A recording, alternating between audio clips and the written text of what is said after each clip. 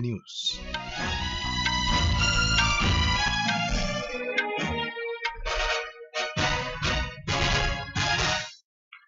The headlines. President Droupadi Murmu reaches Auckland on a 3-day state visit to New Zealand.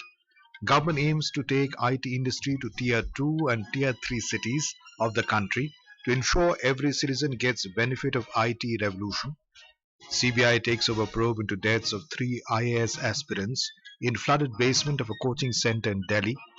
In Bangladesh, after major reshuffle in the top level of army, new authorities reconstitute police force of the country. IMD forecast widespread rainfall over Himachal Pradesh and Uttarakhand for the next 4 days. India's ace grappler Vinesh Phogat disqualified from Paris Olympics for being overweight by a few grams.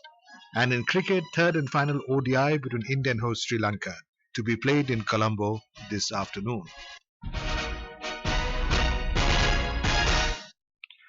President Droupadi Murmu has reached Auckland, New Zealand this afternoon on a 3-day stay at the invitation of the Governor-General Dame Cindy Kiro. The visit will provide further impetus to India-New Zealand bilateral relations. Our correspondent covering the President's visit has filed this report. President Droupadi Murmu's state visit to New Zealand will cover wide-ranging issues over the next 2 days. She will hold bilateral meetings with the Governor-General Dame Cindy Kiro and Prime Minister Christopher Luxon. The President is scheduled to address an international education conference in Wellington, where India is the guest of honor. She will also interact with the Indian diaspora and Friends of India at a community reception in Auckland. The state visit is expected to give further impetus to the growing relations in a large number of areas. Sri Sai for Akashvani News from New Zealand. Vice President Jagdeep Dhankar has asserted that India will become the third largest economy in the world within 2 years. He said the country has reached the 5th spot in the global economy. Speaking at the 10th International Handloom Day event organized in New Delhi today, the Vice President said the nation is on the rise and this rise is unstoppable. Advocating economic nationalism, Mr. Dhankar said, it is fundamental to a country's economic growth. He said economic nationalism will help in saving foreign exchange and generating employment and entrepreneurship opportunities in the country.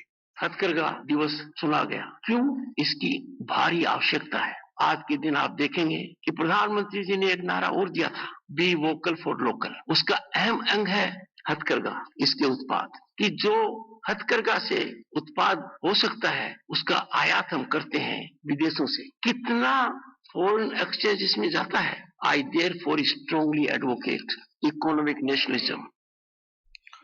On this occasion, Mr. Dhankar presented Sant Kabir Awards and National Handloom Awards to handloom weavers for their outstanding contribution in the handloom sector. Earlier, Textile Minister Giriraj Singh said the handloom sector promotes sustainability and rural employment. He said the country has 90% contribution in global handloom trade.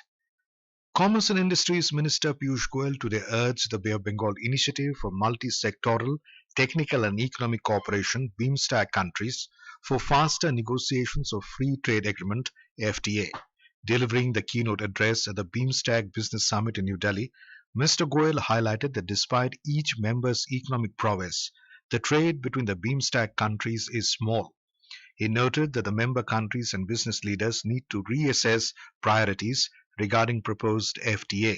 The minister called for a Bimstec desk in each nation and to focus on partnership in supply chains, e-commerce, digital public infrastructure and food security. Talking to media, Mr. Goyal hoped that during the summit, the governments will have to work together to find better pathways. Government is planning to take the IT industry to Tier 2 and Tier 3 cities of the country to ensure that every citizen gets the benefit of the IT revolution. Replying to supplementaries during question hour in the Lok Sabha, Minister of State of Electronic and IT Jitin Prasad said government will take more initiative to increase connectivity in rural India and setting up IT hubs.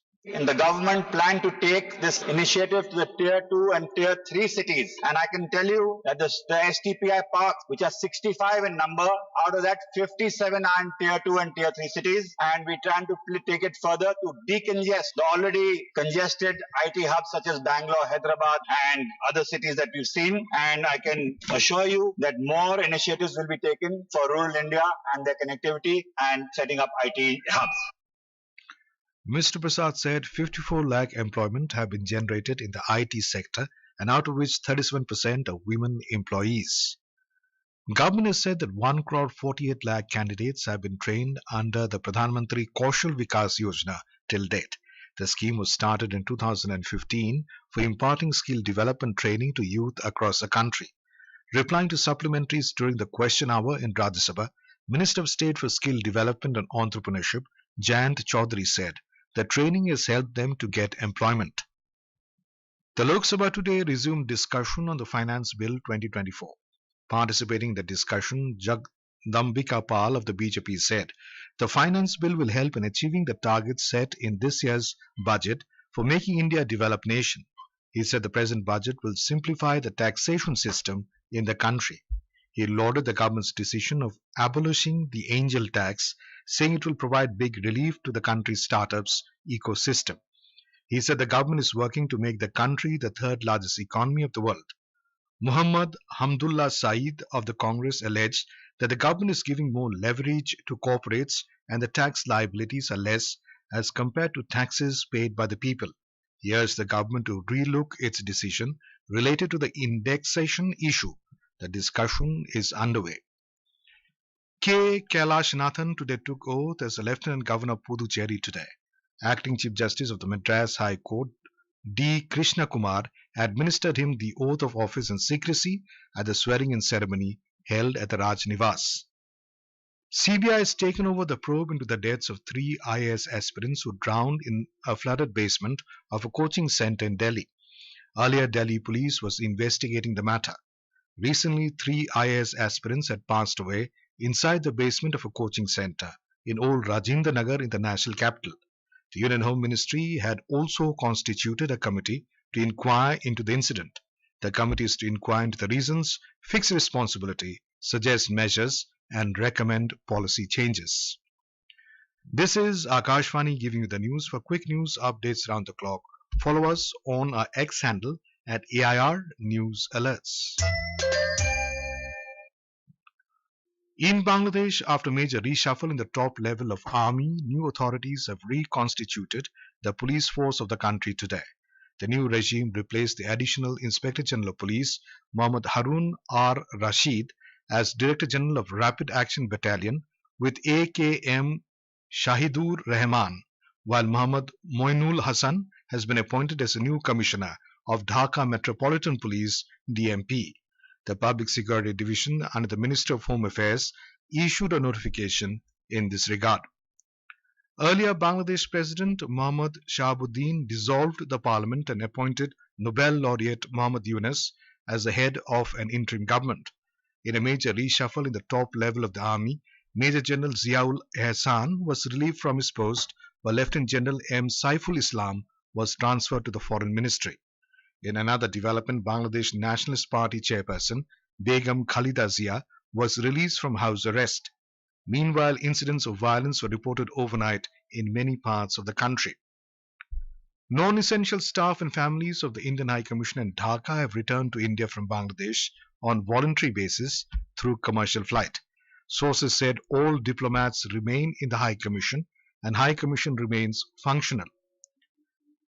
The nation is paying tribute to distinguished poet, writer of repute, great philosopher, social reformer, and educationist Gurudev Rabindranath Tagore on his death anniversary today.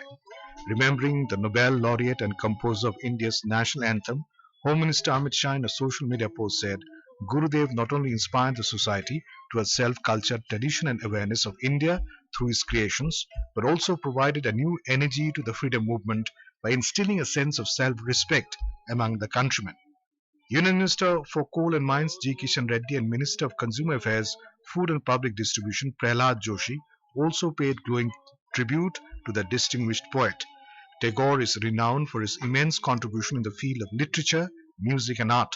The national anthem of India is composed by Rabindranath Tagore. Gurudev Tagore made a significant contribution towards India's freedom movement. India Meteorological Department IMD has forecast widespread rainfall over Himachal Pradesh and Uttarakhand to the next 4 days. The very heavy rainfall is also likely today over Himachal Pradesh, West Uttar Pradesh, East Madhya Pradesh and Uttarakhand. Meanwhile, heavy rainfall conditions will prevail over Jammu and Kashmir, East Uttar Pradesh, East Rajasthan, Punjab, Haryana and Chandigarh during the next 2 to 3 days. These conditions will also be present over Tamil Nadu, coastal Andhra Pradesh, Telangana and Goa today. India's ace grappler Vinesh Phogat, who stood on the cusp of ultimate glory in the Paris Olympic Games 2024 but has now been disqualified from the competition entirely. Vinesh, who was competing in the 50 kg freestyle wrestling category, is out of the competition, having been weighed over the limit for her event. The Indian Olympics Association (IOA) in a statement informed that despite the best efforts by the team through the night, wrestler Vinesh Phogat weighed a few grams over the 50 kg limit this morning. Meanwhile, Prime Minister Narendra Modi has offered consolation to the wrestler after her disqualification. In a social media post, Prime Minister Modi said that the setback is heartful and is lost for words to express his despair. He added that wrestler Phogat is a champion among champions and India's pride, who is an inspiration for every Indian. Prime Minister Modi also spoke to IOA President PT Usha and sought first-hand information in the matter and explored the options India has in the wake of Vinesh's setback. Sources said that Mr. Modi has asked the IOA President to explore the full range of options to help Vinesh Phogat's case. The Prime Minister also asked PT Usha to file a strong protest regarding a disqualification if that helps the wrestler.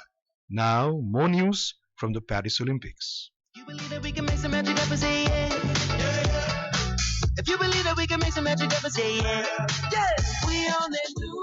Today morning in Paris, the Indian contingent woke up to a shock. The Indian Olympic Association announced via a press release that wrestler Vinesh Phogat, sterling in her performances yesterday, has been disqualified before the final of the 50 kg freestyle event in the evening.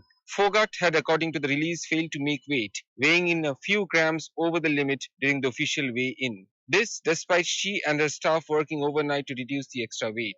Phogat had made the weight yesterday and fought brilliantly to become the first Indian woman wrestler to make an Olympics final. But latest developments suggest she will be going home without a medal in what is a cruel, cruel blow. In other sports, Tokyo Olympics medalist weightlifter Saiko Mirabai Chanu will be hoping to win her second Olympics medal in the 49 kg category in the evening, while Avinash Sable will be competing in a historic final on the athletics arena as the first Indian taking part in the 3000 meter steeplechase final, also in the evening. Indian athletes are currently in action in sports ranging from athletics to golf to table tennis. Another highly touted wrestler, Antim Panghal, will be in action in the 53 kg pre-quarterfinals today. This is Shaurya Chaudhary reporting from Paris for Akashvani.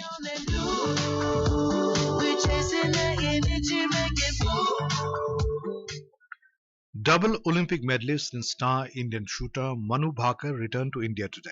She received an overwhelming welcome by her fans and officials of the Minister of Youth Affairs and Sports at the Indira Gandhi International Airport in the national capital this morning. So now when I look back at all the struggles, all the hard times that I went through, especially the Tokyo phase, I feel like everything was worth it. And now I have these two medals, these two beautiful piece of medals around my neck to be able to move on from that and look forward to what the future has to offer for me in the coming years. In cricket, host Sri Lanka won the toss and opted to bat against India in the third and final one-day international at the R. Premadasa Stadium in Colombo. The match will start at 2:30 p.m. IST. Sri Lanka are leading the series 1-0 after winning the second ODI by 32 runs. And now, before we end the bulletin, the headlines once again. President Droupadi Murmu reaches Auckland on a 3-day state visit to New Zealand. Government aims to take IT industry to Tier 2 and Tier 3 cities of the country to ensure every citizen gets benefit of IT revolution. CBI takes over probe into deaths of 3 IAS aspirants in flooded basement of a coaching center in Delhi. In Bangladesh, after major reshuffle in top level of army, new authorities reconstitute police force of the country. IMD forecasts widespread rainfall over Himachal Pradesh and Uttarakhand in the next 4 days. India's ace grappler Vinesh Phogat disqualified from Paris Olympics for being overweight by a few grams. And in cricket, host Sri Lanka win the toss and opt to bat against India in the third and final ODI in Colombo. And with that, we end the midday news.